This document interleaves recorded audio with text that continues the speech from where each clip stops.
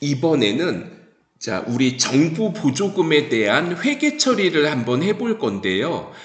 먼저 1번 문제는, 1번 문제는 정부 보조금을 받았을 때 어떻게 회계 처리할 것인가? 그리고 2번은 정부 보조금으로 자산을 취득했을 때 어떻게 회계 처리하는가? 3번은 여기에 대해서 정부 보조금으로 취득한 자산을 감가상각할 때도 좀 회계 처리가 다르거든요. 정부 보조금으로 취득한 자산의 감가상각은 어떻게 하는가? 그 다음에 마지막으로 정부 보조금으로 취득한 자산을 처분할 때는 어떻게 회계 처리하는지 순서대로 살펴보도록 하겠습니다. 그러면 먼저 1번. 정부 보조금 4천만 원을 받아서 보통예금에 입금합니다. 그러면 보통예금이 4천만 원 증가하겠죠. 그런데 여기에 대한 회계 처리를 하려고 보니까 여기에서 절반은 5년 후에 상환해야 된대요. 그러면 상환해야 되는 거는 이거는 5년 후에 갚아야 된다. 장기 차입금으로 하시면 되고, 그리고 나머지 상환 의무가 없다. 그럴 때 이 대신에 이거 사용 제한이 있으면 이거 보통 예금으로 받았잖아요. 보통 예금에 차감 성격으로 해볼게요. 그러면 이제 회계 처리. 2천만 원은 5년 후에 갚아야 되니까 2천만 원은 장기 차입금이고요.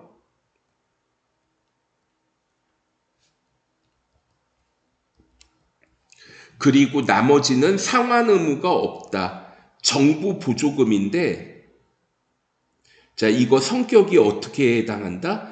예금, 보통 예금의 차감적 성격이에요. 이것도 좀 죄송한데 해답에서 정부 보조금 그러면 2천만 원만 써야 되고, 나머지 2천만 원은 장기 차입금으로 해야 됩니다.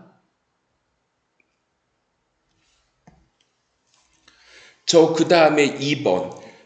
여기서 이제 기계장치를 취득을 합니다. 기계장치를 4천만 원에 취득을 하는데, 여기에서 정부 보조금이 2천만 원이 포함되어 있었어요. 유형자산 취득에 대한 회계 처리, 정부 보조금 대체 붕괴, 이거를 이제 각각 해보도록 할게요.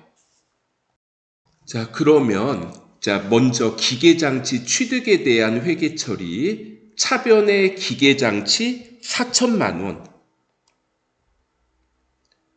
그리고 대변의 보통예금 4천만 원, 이렇게 적어 볼게요.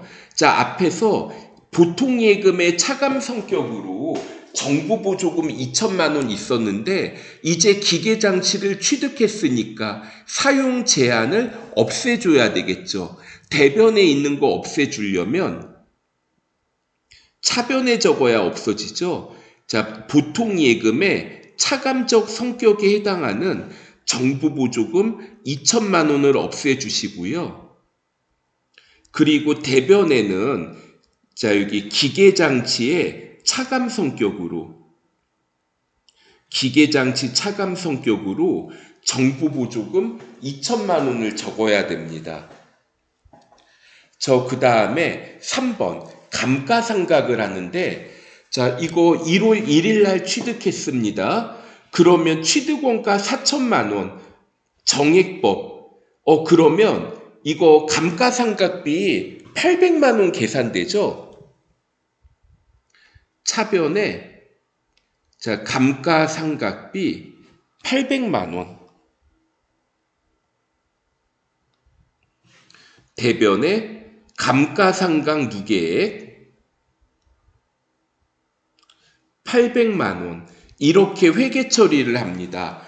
그런데 여기에서 정부 보조금도 상각을 해요. 그래서 정부 보조금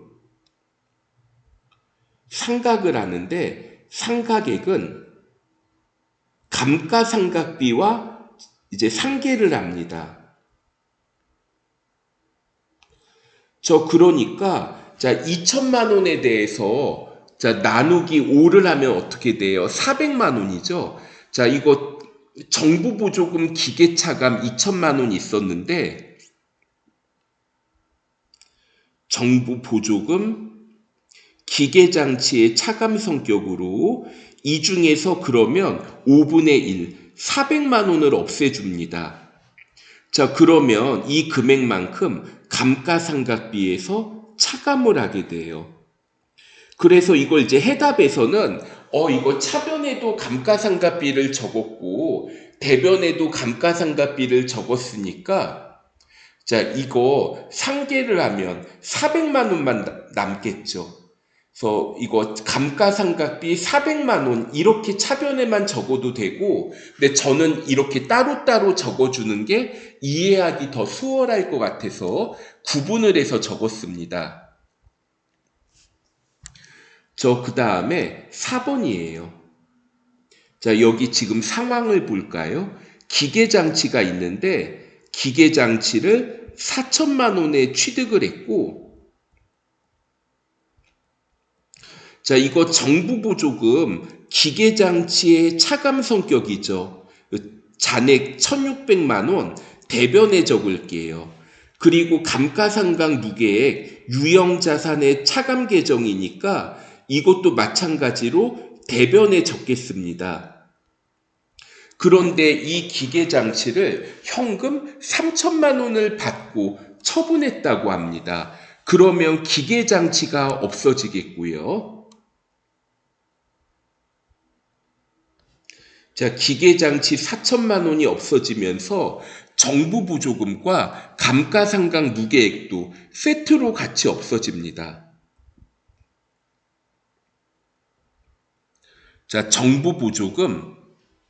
자, 기계장치의 차감 성격으로 가지고 있던 정부 보조금 1,600만 원 없어지고요. 그 다음에 감가상각 무계액 800만 원도 같이 없어져요.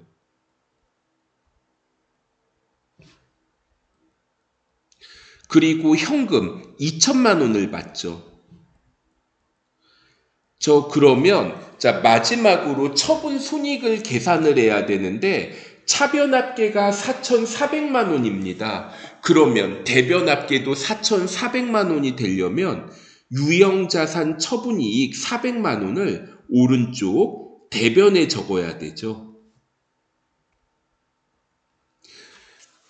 참고로 이 취득원가에서 감가상각 무계액을 뺀 거를 장부금액이라고 합니다. 그래서 4천만 원에서 1,600만 원하고 800만 원을 빼면 장부금액이 1,600만 원인데 이거를 2천만 원에 처분하니까 처분이익 400만 원이 나오겠어요. 자, 여기까지 살펴봤고 다음에는 외상매입금에 대한 거 보도록 하겠습니다.